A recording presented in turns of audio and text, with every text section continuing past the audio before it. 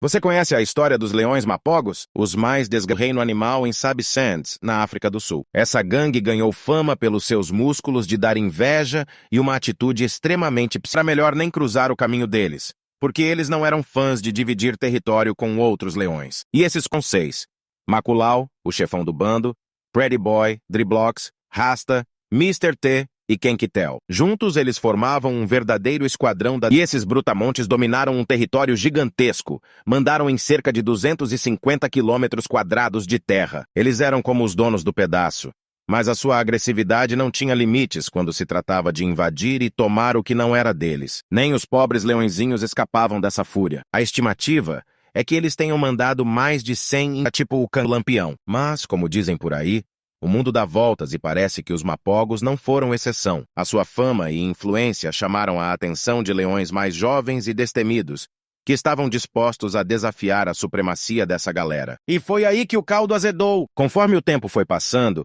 os mapogos começaram a enfrentar sua cota de problemas. Um por um eles caíram. Primeiro foi o Kenkitel, em junho de 2010. Depois, Rasta e Driblox simplesmente sumiram. Ninguém sabe o que diabos aconteceu com eles. O Mr. T teve o pior destino. Virou alvo dos jovens bonitões do Sul em março de 2012. O coitado do Pretty Boy foi expulso do pedaço e morreu de velhice, doenças e fome no final de 2012. E por fim, o último dos mohicãs, o Maculau, faleceu de velhice lá no comecinho de 2013. Com a morte do Maculau, acabou de vez essa era poderosa e selvagem dos leões mapogos. E aí está o legado deixado por essa gangue de leões que serão sempre lembrados como uma das coalizões mais poderosas e temidas do mundo. Bom, gente, como a gente viu na história, os mapogos eles tiveram uma supremacia muito longa, né? Um período de dominância muito longo, muito extenso. Mas o que acontece? Quanto mais tempo os leões ficam reinando, o que acontece? Eles vão ficar ainda mais brigões, ainda mais violentos. A variabilidade genética vai diminuir de uma forma extrema, de uma forma brusca. E não é muito legal quando isso acontece. Então o que tem que acontecer? As gerações precisam passar, elas precisam ser transmitidas, entendeu? Vocês estão me entendendo? Esses machos idosos, eles precisam perecer e dar espaço a seus descendentes e por aí vai, entendeu? As gerações futuras precisam ter um foco maior, elas que precisam progredir. E aí quando elas se tornam passado, entra os descendentes. Assim você vai aumentar a variabilidade genética. Nesse caso aí, os mapogos ficaram muito tempo dominando. Eles venceram vários outros machos adultos que competiram por recursos com eles. Ou seja, ficaram muito tempo na ativa. Chega uma hora que a variabilidade genética vai diminuir muito. Entende? Eles já abateram outros filhotes de outros machos. Sim, isso acontece. Infanticídio nos felinos.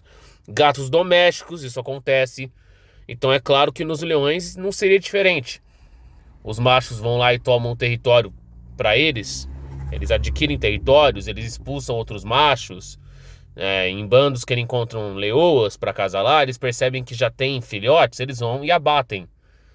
Porque eles não querem que filhotes de outros machos, né, continuem vivos. Eles não querem que genomas, DNA de outros machos sejam transmitidos para gerações futuras. Eles querem os deles. Então por isso que isso acontece, esse infanticídio, entende? Porque de fato eles precisam fazer com que a variabilidade genética continue, progrida. Mas é claro que uma hora ou outra viriam outros machos mais poderosos, ainda mais sinistros do que eles, e iriam abatê-los. Tanto que os mapogos foram extintos lá entre 2013 e 2014, entendeu? Porque chega uma hora que dá o prazo de validade deles. Eles não vão ficar com essa supremacia dominante por muitos anos. Uma hora chega ao fim. Também os leões eles vivem entre 15 a 20 anos em média na natureza, 30 a 40 anos no cativeiro, enfim. Uma hora eles vão ter que sair do poder. Entende? Eu sei que os leões eles funcionam lá como monarcas, como reis dentro de um bando. Por isso que ele é o rei da selva, enfim. Chega uma hora que precisa passar o bastão tem que mudar de mãos, justamente para não reduzir a variabilidade genética.